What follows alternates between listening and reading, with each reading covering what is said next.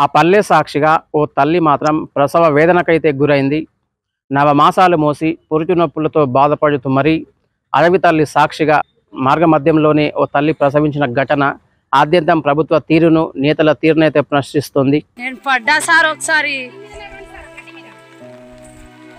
రండిగా అందరికి తెలుస్తుంది ఈ వీడియో ఏందో. ఇంత పెద్ద వర్షంలా బాలెంత తీసుకొని ఎట్లా వస్తుండో చూడండి. రోడ్ లేదు, ఏం లేదు. ఎలక్షన్ చేసేటప్పుడు ఓట్లు కావాలని అడుగుతారు అందరు లుచ్చన కొడుకులు. ఇప్పుడు చూడండి మా వాళ్ళ పరిస్థితి ఏం చేస్తున్నారు వీళ్ళు. సర్పంచ్ కావాలి, ఇది కావాలి, అది కావాలని అడుగుతారు. హైదరాబాద్కు కూతవేటి దూరంలో ఉన్నటువంటి నారాయణఖేడ్ నియోజకవర్గానికి సంబంధించి మున్యానాయక్ తాండా వాసుల దీనావస్థ అంతా ఇంత కాదని చెప్పాలి.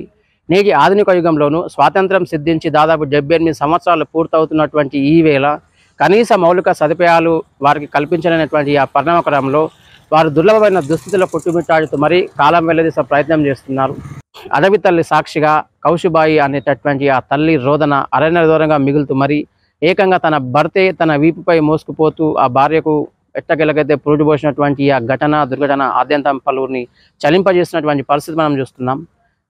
రాష్ట్ర దేశ స్థాయిలో ఇంత ఇన్ఫ్రాస్ట్రక్చర్స్ డెవలప్ అయినప్పటికీ కూడా నేటికి ఓ కుగ్రామానికి, ఓ తాండాకు, ఓ పల్లెకు సైతం, మారుమూల ప్రాంతాలకు సైతం నేటికి కనీసం రోడ్డు సదుపాయాలు కల్పించలేని ఈ ప్రభుత్వాలు పూర్తి స్థాయిలో ఉంటే ఎంత, పోతే ఎంత అంటూ వారు తీవ్ర స్థాయిలో ప్రశ్నించే ప్రయత్నం చేస్తున్నారు. ఇలాంటి కష్టకాలంలో ఎవరు తమకు తోడు, ఎవరు తమకు ఆదరు అంటూ వారు ప్రశ్నల వర్షమైతే కురిపిస్తున్నటువంటి పరిస్థితి మనం చూస్తున్నాం. కనీసం ఆ తాండాకు రోడ్డు సదుపాయం కల్పించలేకపోగా అక్కడ ఒక స్కూలు సైతం లేదు, ఒక అంగన్వాడీ కేంద్రం కూడా ఇప్పటికీ నెలకొల్పబడలేనటువంటి ఆ పరిణామక్రమంలో తమ భవిష్యత్తే ప్రశ్నార్థకంగా మారిందంటూ ఆ తాండా వాసులు అయితే తీవ్ర స్థాయిలో బోర్న వెలిపించే ప్రయత్నం చేస్తూనే తమ ఆందోళన అయితే బహిర్గతం చేసినటువంటి ఘటనను మనం చూస్తున్నాం. మున్యానాయక్ తాండా వాసుల దీనగాథ అంతా ఇంత కాదు. వైద్య సదుపాయాలకు నోచుకోక, కనీసం రోడ్డు సదుపాయాలు నోచుకోకపోవడంతో రేయింబవళ్ళు చెట్లు చేమల మధ్య పూర్తి స్థాయిలో కాలం వెళ్ళదీస్తూ తమ జీవితాన్నంతా గడుపుతున్నటువంటి వారి దుర్బలమైనటువంటి జీవితం ప్రభుత్వ తీరునైతే ప్రశ్నిస్తున్నటువంటి పరిస్థితి మనం చూస్తున్నాం. కనీస రోడ్డు సదుపాయాలు లేక తన భర్తే కౌశిబాయి అనేటటువంటి తన భార్యను, పురుటి నొప్పులతో బాధపడుతున్నటువంటి తన భార్యను తన వీపుపై ఎక్కించుకొని మరీ ఆసుపత్రికి తీసుకువెళ్ళేటటువంటి ప్రయత్నంలో భాగంగా మార్గమధ్యంలోని అడవి తల్లి సాక్షిగా ఆగిపోయినటువంటి అంబులెన్స్లో తనను తీసుకువెళ్ళేటటువంటి క్రమంలో తన భర్తే పూర్తిసార్లు ఆ తల్లి కౌశిక్ బాయిని తమ వీపుపై మోసుకుంటూ మరీ వెళుతున్నటువంటి ఆ ఘటన, ఆ దృశ్యం మాత్రం పలువురిని కంటతడి పెట్టించగా మరికొంతమందిని అయితే చలింపజేసినటువంటి పరిస్థితి మనం చూస్తున్నాం. నేటి ఆధునిక యుగంలోనూ కనీస రోడ్డు సదుపాయం లేక, మరే ఇతర మౌలిక సదుపాయాలు కల్పించబడలేక తాము చీకట్లోనే మగ్గిపోతున్నామంటూ వారంతా తమ ఆవేదననైతే బయటకు వెలుబుచ్చుతున్నటువంటి తీరును మనం గమనించవచ్చు. మున్యానాయక్ తాండాకు సంబంధించి చీకట్లో మగ్గిపోతున్నటువంటి తమ జీవితాలను వెలుగులోకి తీసుకురావాలంటూ వారంతా ముక్త కంఠంతో డిమాండ్ చేస్తున్నటువంటి పరిస్థితులే మనం చూస్తున్నాం. ప్రసవ వేదనతో, పురుటి నొప్పులతో బాధపడుతూ ఓ తల్లి మాత్రం పూర్తి స్థాయిలో ఆసుపత్రికి చేరుకునేటటువంటి ఆ పరిణామక్రమంలో కనీసం అంబులెన్స్ చెంత కూడా చేరలేనటువంటి దయనీయ స్థితి అక్కడ ఉందంటే అక్కడ ఉన్న పరిస్థితి ఏంటో మనకు అర్థమవుతుంది. అడవి తల్లి సాక్షిగా చిన్న కాలినడక ఉన్నటువంటి ఆ తాండాకు నేటికి నేతలు మాత్రం ఒక రోజు సదుపాయం కల్పించలేక, మరే ఇతర మౌలిక సదుపాయాలు కల్పించలేక చీకట్లోనే వాళ్ళు బతుకులంతా మగ్గిపోతున్నటువంటి ఆ దుర్భరమైన దుస్థితి ప్రభుత్వ తీరునైతే ఎండగట్టే ప్రయత్నం చేస్తుంది. అదే సందర్భంలో ప్రశ్నించే ప్రయత్నము చేస్తుంది. కాలినడకన వెళ్ళేటటువంటి వారంతా చీకట్లో మగ్గిపోతూ కాలం వెళ్ళదీస్తూ ప్రభుత్వాల తీరును, అదే సందర్భంలో అక్కడ ఉన్నటువంటి నేతల తీరునైతే ప్రశ్నించే ప్రయత్నం చేస్తున్నారు. ఎన్నికల సమయంలో తన ఓట్లను దండుకున్నటువంటి ఆ నేతలే తమను విస్మరిస్తున్నారని, ఇలాంటి కష్టకాలంలో పురుటి నొప్పులతో బాధపడుతున్న ఓ తల్లి ఆర్తనాదాలు తమకు వినిపించడం లేదా, మున్యానాయక్ తాండా వాసుల కష్టాలు, వ్యతలు అన్నీ కావంటూ ఈ ఘటన మనకు చెప్పకుండా చెప్తుంది.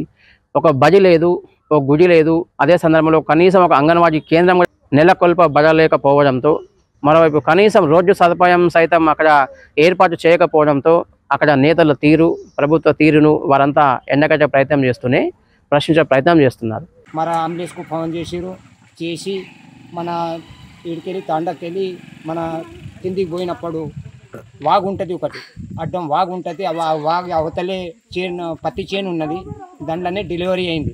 మా మున్నానాయక్ తాండా పొద్దున కడుపులో నొప్పి వస్తే అంబులెన్స్కి ఫోన్ చేద్దామంటే అంబులెన్స్కి ఫోన్ చేసినాం, ఆ తాండాకి వచ్చి ఆగింది.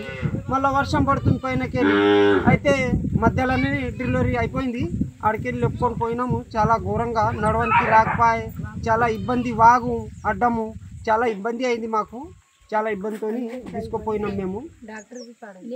డాక్టర్ కూడా తీసుకుపోయి లేపుకొని మాకు కాకుండా చాలా ఇబ్బంది అయింది. బురదల రోడ్ లేకనే ఇబ్బంది, రోడ్ కోసమే వాగు దాటి తీసుకుపోయినాము. చాలా ఘోరం జరుగుతుంది మాకు రోడ్ లేవు, స్కూల్ లేవు, మళ్ళీ అంగన్వాడీ లేవు, చాలా ఇబ్బంది మాకు. దయచేసి రోడ్ కోసం మేము మాట్లాడుతున్నాము. చిన్న చిన్న పిల్లలు ఉన్నారు, స్కూల్ పోవడానికి స్కూల్ లేదు, మళ్ళీ అంగన్వాడీ లేదు, వాటర్ ట్యాంకీ లేదు, అన్నీ చాలా ఇబ్బంది ఉన్నాయి. పొద్దున ఎట్లా జరిగిందో మళ్ళీ ఇంకా మాకు తాండాకు రోడ్ లేక చాలా ఇబ్బంది ఉంది మాకు. ఫస్ట్ మోటార్ కూడా లేదు, ట్యాంకీ లేదు, మళ్ళీ స్కూల్ లేదు, అంగన్వాడీ లేదు. దయచేసి మాకు సాయం చేయండి అని చెప్తున్నాం. మున్నానాయక్ తాండా సమస్యలు ఉండడం వలన చాలా ఇబ్బంది పడుతున్నాము. ప్రస్తుతానికి ఇప్పటికీ మా దగ్గర రోడ్ లేదు, అంగన్వాడీ లేదు, చిన్నపిల్లలకి చదవడానికి స్కూల్ లేదు. మరి పొద్దున్న ఒక అమ్మాయికి డెలివరీ అయింది, అంటే మా వదినమ్మని. ఆమెకు 4:30 నుంచి కాస్త పురుటి నొప్పులు రావడం వలన రోడ్ లేక నడవలేకపోయింది ఆమె. అయితే ఇక్కడ నుంచే పట్టుకొని పోయినాము. ఆమెకు సరిగ్గా వెళ్ళే సమయానికి చెట్టు కిందనే ఆమెకు డెలివరీ అయిపోయింది. దాని తర్వాత డెలివరీ అయిపోయిన తర్వాత అంబులెన్స్కి ఫోన్ చేస్తే అంబులెన్స్ ఇక్కడ వరకు రాకపోయింది. అది గుర్సింగ్ తాండా వరకు ఆగిపోయింది అది. అయితే అక్కడ నుంచి డెలివరీ అయిపోయిన తర్వాత ఆమెకు వాళ్ళ భర్త మరియు తీసుకొచ్చిన అంబులెన్స్ డాక్టర్ అతను ఎత్తుకొని వెళ్ళిర్రు గుర్సింగ్ తాండా వరకు. వాళ్ళిద్దరు ఎత్తుకొని పోయిర్రు. సగానికి సగం వెళ్ళే వరకు మరింత వర్షం పడడంతో ఆగిపోయారు. కొద్దిసేపు అయినాక మళ్ళీ వెళ్ళిర్రు. చిన్నపిల్లలకు చదవడానికి చాలా ఇబ్బంది అవుతుంది. నేను కూడా చదువుకుంటున్నా, నాది 2nd ఇయర్ పూర్తయింది, కానీ డిగ్రీ చేయలేకపోతున్నాను. ఎందుకంటే నేను ఇక్కడ నుంచి రోడ్ లేకపోవడం వలన చదవలేకపోతున్నాను.